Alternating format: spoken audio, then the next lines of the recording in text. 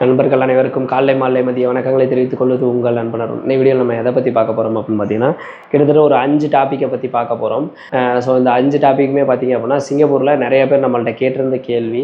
வீடியோவை கடைசி வரைக்கும் பாருங்கள். இது கண்டிப்பாக ஏதாவது ஒன்று உங்களுக்கு யூஸ் ஆகும். அது என்ன அப்படிங்கிறத கமெண்ட் செக்ஷன் சொல்லுங்கள். இந்த மாதிரியான யூஸ்ஃபுல்லான இன்ஃபர்மேஷன்லாம் தெரிஞ்சது மறக்காம நம்ம சேனலை சப்ஸ்கிரைப் பண்ணி வச்சுக்கோங்க. அப்படியே அந்த வீடியோக்கு ஒரு லைக்காக போட்டு ஃபர்ஸ்ட் பார்த்தீங்க அப்படின்னா, லைசன்ஸ் எடுக்கிறதுக்கு எது பெஸ்ட்டு, கன்வெர்ட் ஆர் டைரக்ட் அப்படிங்கிற மாதிரி வந்து நம்ம நண்பர் ஒருத்தர் கேட்டிருந்தாப்புல. ஸோ இப்போ ரீசெண்டாக வந்து நம்ம ஃப்ரெண்ட் ஒருத்தர் வந்து நம்ம மூலமாக போனவர் லைசன்ஸ் எடுக்கிறாப்புல, கிட்டத்தட்ட நெருக்கி முடிச்சிட்டாப்புல, எக்ஸாம் வரைக்கும் போகிறாப்புல. அவர் என்கிட்ட என்ன சொன்னார் அப்படின்னு கேட்டிங்கன்னா, லைசன்ஸ் எடுக்கிறதுக்கு வந்துட்டு அதாவது இந்தியா லைசன்ஸை கன்வெர்ட் பண்ணுறத விட டேரெக்டாக போகிறது தான் பெஸ்ட்டு அப்படிங்கிற மாதிரி சொன்னார். ஏன் அப்படின்னு கேட்டிங்கன்னா, அங்கே வர்ற இன்ஸ்ட்ரக்டர் எல்லாருமே பார்த்தீங்க அப்படின்னா, நீங்கள் கன்வெர்ட் பண்ணுறீங்க அப்படின்னா ஆல்ரெடி உங்கள்கிட்ட லைசன்ஸ் இருக்குது, வண்டி ஓட்ட தெரியும்ல, ஆனால் நீங்கள் ஒழுங்காக ஓட்ட மாட்டேங்கிறீங்க அப்படின்னா உங்களுக்கு பாயிண்ட் வந்து சரியாக போட மாட்டேங்கிறாங்க, அதிகமான கிளாஸ் வந்து எடுத்துக்குது அப்படிங்கிற மாதிரி சொன்னார். அதே இது சுத்தமாக உங்களுக்கு ஓட்ட தெரியல, டேரெக்டாக நீங்கள் எடுக்கிறீங்க அப்படின்னா ஈஸியாக வந்துட்டு நீங்கள் உங்களுக்கு புதுசு தானே, அதனால் அவங்க எல்லாத்தையுமே சொல்லி கொடுத்து உங்களுக்கு கம்மியான கிளாஸ்லேயே வந்து உங்களை முடிக்க வச்சிடுறாங்க அப்படிங்கிற மாதிரி ஆல்ரெடி ஒருத்தர் இப்போ எடுத்தவர் சொன்னார். அதனால் நீங்கள் டேரெக்டாக எடுக்கிறது தான் பெஸ்ட்டு. இதுலேயுமே பார்த்தீங்க அப்படின்னா வந்துட்டு நீங்கள் என்ன பண்ணலாம் அப்படின்னா, ஃபஸ்ட்டு ப்ரைவேட்டில் போட்டிங்க அப்படின்னா, அவர் சொன்ன ஐடியாவை நான் சொல்கிறேன். ப்ரைவேட்டில் நீங்கள் போட்டுட்டு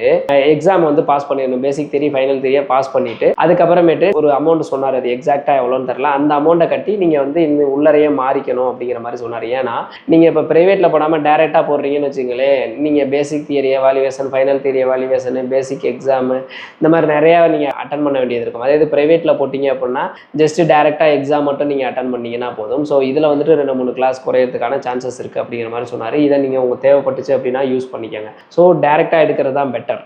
அடுத்தது பார்த்தீங்க அப்படின்னா, ஐபி ஆர் பர்மிட்டை வந்து கேன்சல் பண்ணுறது எப்படி அப்படிங்கிற மாதிரி ஒரு நண்பர் கேட்டிருக்காரு. நிறையா பேருக்கு வந்துட்டு இந்த ப்ராப்ளம் இருக்குது. என்ன அப்படின்னு கேட்டிங்கன்னா, இப்போ ஐபி வந்து ரிலீஸ் ஆகுது, கேட்காம ஐபி வந்து போட்டுடுறாங்க. எல்லாருக்கும் நீங்கள் சகட்டு மேனிக்கு வந்து உங்களோட பாஸ்போர்ட்டை வந்து ஃபார்வர்ட் பண்ணி விட்டுறீங்க. ஃபார்வர்ட் பண்ணதுக்கப்புறம் அவங்க உங்கள்கிட்டயே கேட்காம ஐபி அப்ளை பண்ணிடுறாங்க. அப்ளை பண்ணிவிட்டு நீ பணத்தை கட்டினா தான் கேன்சல் பண்ணுவேன், இல்லைனா நீ வந்து தான் ஆகணும் அப்படிங்கிற மாதிரி வற்புறுத்துறாங்க. ஸோ இந்த மாதிரியெல்லாம் பண்ணுறப்ப எப்படி கேன்சல் பண்ணுறது ஐபியை? அடுத்ததாக பார்த்தீங்க அப்படின்னா வந்துட்டு, நீங்கள் வந்துட்டு அங்கேருந்து வந்துடுறீங்க, நீங்கள் உன்னோட பர்மிட்டை கேன்சல் பண்ணுறேன் அப்படிங்கிற மாதிரி சொல்கிறாங்க உங்கள் முதலாளி. ஆனால் நீங்கள் இங்கே வந்ததுக்கப்புறம் உங்களோட பர்மிட்டை கேன்சல் பண்ணாமல் வச்சுருக்காங்க அப்படின்னா நீங்கள் என்ன பண்ணலாம் அப்படிங்கிற மாதிரி தான் வந்து இப்போ நான் சொல்ல போகிறேன். அதாவது இந்த மாதிரி பண்ணுறாங்க அப்படின்னா நீங்கள் என்ன பண்ணலாம்னா, எம்ஓஎம்க்கு டேரெக்டாக இமெயில் பண்ணலாம். முறைப்படி உங்களோட கம்பெனிக்கு வந்து ஒரு இமெயில் பண்ணிடணும். உங்களோட ரிசைன் லெட்டரை வந்து நீங்கள் எழுதி இந்த மாதிரி நான் வந்து வேலையை ரிசைன் பண்ணுறேன், என்னோட பர்மிட்டை கேன்சல் பண்ணிடுங்க அப்படின்னு சொல்லி ஒரு இமெயில் வந்து உங்களோட கம்பெனியோட ஹெச்ஆருக்கோ இல்லை எம்டிக்கோ வந்து நீங்கள் ஒரு இமெயில் பண்ணிடணும். இமெயில் பண்ணிவிட்டு அதை ப்ரூஃபாக வச்சுக்கணும். அதுலேருந்து ஒரு 3 to 4 டேஸுக்குள்ளார அவங்க பர்மிட்டை கேன்சல் பண்ணாமல் இருக்கிறாங்க அப்படின்னா தாராளமாக நீங்கள் எம்ஓஎம்க்கு இந்த எல்லா ப்ரூஃபையுமே சப்மிட் பண்ணி நீங்கள் மெயில் பண்ண முடியும். இந்த மாதிரி என்னோட பர்மிட்டை கேன்சல் பண்ணாமல் வச்சுருக்காங்க அப்படின்னு சொல்லி ப்ராப்பராக வந்து நீங்கள் எம்ஓஎம்க்கு மெயில் பண்ணீங்க அப்படின்னா எம்ஓஎம் வந்து விளக்கம் கேட்டு கம்பெனி பாஸை வந்து ரிப்ளை பண்ண சொல்லுவாங்க. ஸோ அப்படின்ற பட்சத்தில் கம்பெனி பாஸ் கண்டிப்பாக உங்களுக்கு கேன்சல் பண்ணி தான் ஆகணும்.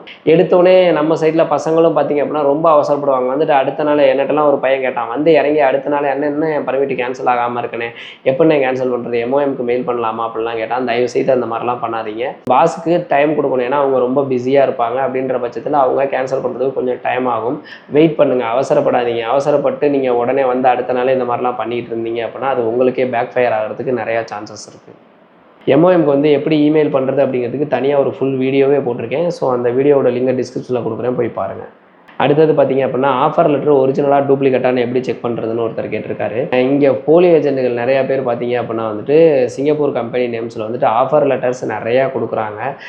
இந்த மாதிரி உங்களுக்கு இந்த சம்பளத்தில் வேலை, நீங்கள் பணத்தை கட்டுங்க அப்படிங்கிற மாதிரிலாம் நிறையா ஏமாத்துறாங்க. அட்வான்ஸ் கட்டுங்க, இவ்வளோ அமௌண்ட் கட்டுங்க, அவ்வளோ அமௌண்ட் கட்டுங்க அப்படிங்கிற மாதிரிலாம் நிறையா ஏஜென்ட்ஸ் வந்து சொல்கிறாங்க.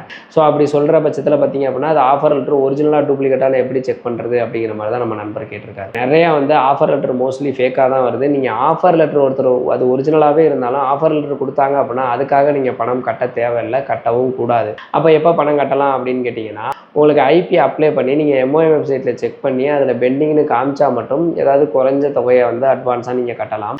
ஆஃபர் லெட்டருக்கு நீங்கள் அமௌண்ட் கட்ட தேவையில்லை, அது ஒரிஜினலாகவே இருந்தாலும். ஓகே, இப்போ ஆஃபர் லெட்டர் அது ஒரிஜினலாக டூப்ளிகேட்டான எப்படி செக் பண்ணலான்னு கேட்டிங்கன்னா, மோஸ்ட்லி வந்துட்டு ஆஃபர் லெட்டரில் வந்துட்டு கம்பெனியோட இமெயில் அட்ரஸ் இருக்கும். இமெயில் அட்ரஸ் அப்படின்னா அது .comனு கண்டிப்பாக முடியாது, .sgன்னு தான் முடியணும். அப்படி முடிஞ்சிச்சு அப்படின்னா தான் வந்து அது ஒரிஜினல். அதே மாதிரி கம்பெனியோட ஃபோன் நம்பர், லேண்ட்லைன் நம்பர் இருக்கும். மோஸ்ட்லி வந்துட்டு நிறைய பேர் பார்த்தீங்க அப்படின்னா டூப்ளிகேட்டாக சிம் கார்டு வந்து வாங்கிட்டு அந்த சிம் கார்டில் கீபேட் நம்பரை வந்து அதில் கொடுத்து ஃபேக் ஆஃபர் லெட்டராக ரெடி பண்ணி கொடுக்குறாங்க. ஸோ அந்த phone number landline number Singapore landline நம்பராக இருக்குது அப்படிங்கிற பட்சத்தில் அதே மாதிரி .sgன்னு முடியுது கம்பெனியோட வெப்சைட் அட்ரஸ் அப்படின்ற பட்சத்தில் மோஸ்ட்லி அது கரெக்டான ஆஃபர் லெட்டராக இருக்கிறதுக்கு சான்சஸ் இருக்குது. ஆனால் நான் ஏற்கனவே சொன்ன மாதிரி அது ஒரிஜினலான ஆஃபர் லெட்டராக இருந்தாலும் கூட நீங்கள் பணம் எதுவும் கட்ட தேவையில்லை. MOMல அப்ளை பண்ணி உங்களுக்கு பெண்டிங்கனோ இல்லை அப்ரூவலோ வந்துச்சு அப்படின்னா அதுக்கப்புறம் நீங்கள் பணம் கட்டுறது தான் வந்து பெஸ்ட்டான ஆப்ஷன்.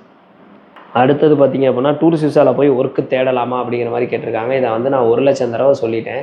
டூரிஸ்ட் விசாவில் போயிட்டு ஒர்க்கு தேடுறது அப்படிங்கிறது சட்டப்படி குற்றம், சிங்கப்பூர் சட்டப்படி குற்றம். நீங்கள் டூரிஸ்ட் விசாவில் ஒர்க்கு தேடி தான் வந்திருக்கீங்க அப்படின்னு தெரிஞ்சாலே உங்களை டீபோர்ட் பண்ணிடுவாங்க. திருப்பி உள்ளே போகிறது முடியாத காரியம் ஆகி போயிடும். அதனால் தயவுசெய்து டூரிஸ்ட் விசாவில் போயிட்டு ஒர்க்கு தேடாதீங்க. டூரிஸ்ட் விசா அப்படிங்கிறது சுற்றி பார்க்குறதுக்கு. அப்போ ஒர்க்கு தேடுறதுக்கு சிங்கப்பூர் போக முடியாதான்னு கேட்டால் போக முடியாது. நீங்கள் ஒர்க்கு தேடுறதுக்கு சிங்கப்பூர் போக முடியாது. பிஸ்னஸ் விசாவில் சிங்கப்பூர் போகலாம், டூரிஸ்ட் விசாவில் சுற்றி பார்க்குறதுக்கு சிங்கப்பூர் போகலாம். வேலை தேடுறதுக்கு நீங்கள் சிங்கப்பூர் போக முடியாது. ஸோ தயவுசெய்து யாரும் அதை ட்ரை பண்ணாதீங்க, அது இல்லீகல். ஒரு சில பேர் போய் வேலை தேடி கிடச்சிருது அப்படிங்கிற மாதிரிலாம் சொல்கிறாங்க. ஆனால் இல்லீகல் மாட்டினீங்க அப்படின்னா உங்கள் கெரியரே க்ளோஸ் ஆயிரும். ஸோ அதனால் பி கேர்ஃபுல். அடுத்தது ஃபைனலாக சிங்கப்பூர் போக மட்டும் ஏன் ஹை காஸ்ட் ஆகுது அப்படிங்கிற மாதிரி கேட்டிருக்காங்க. இது ஒரு நல்ல கேள்வி. சிங்கப்பூருக்கு மட்டும் ஏன் அதிகமான காஸ்ட் ஆகுது அப்படின்னு கேட்டிங்கன்னா சேலரி வந்து சிங்கப்பூரில் ஹை. அடுத்தது பார்த்திங்க அப்படின்னா இன்க்ரிமெண்ட் வந்து சிங்கப்பூரில் உண்டு. சேஃப்டி ரொம்ப பக்கத்தில் இருக்குது. இந்த மாதிரியான பல காரணங்களால் தான் வந்துட்டு சிங்கப்பூருக்கு வந்துட்டு அதிகமான காஸ்ட் ஆகுது. உதாரணத்துக்கு நீங்கள் துபாயில் இருக்க ஒருத்தட்ட ஃபோன் பண்ணி கேட்டு பாருங்கள். அவரோட சம்பளம் பார்த்தீங்க அப்படின்னா அவரோட சம்பளத்தை இப்போ இந்தியாவிலே எடுத்துகிட்டு போயிடலாம். 24,000 25,000 30,000 இந்த ரேஞ்சில் தான் சொல்கிறாங்க.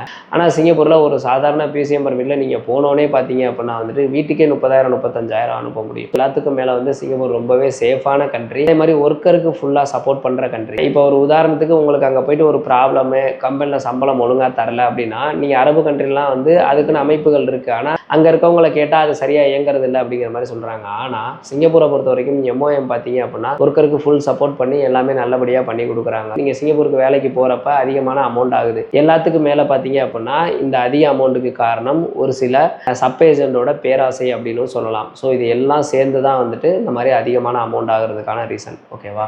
5 கொஸ்டினுக்கான பதிலையுமே பார்த்துட்டோம். இது மாதிரி உங்களுக்கு வேறு ஏதாவது டவுட் இருக்குது அப்படின்னா கமெண்ட் செக்ஷன் சொல்லுங்கள். இந்த மாதிரியான யூஸ்ஃபுல்லான இன்ஃபர்மேஷன் தெரிஞ்சுக்கிறதுக்கு மறக்காம நம்ம சேனலை சப்ஸ்கிரைப் பண்ணி வச்சுக்கோங்க.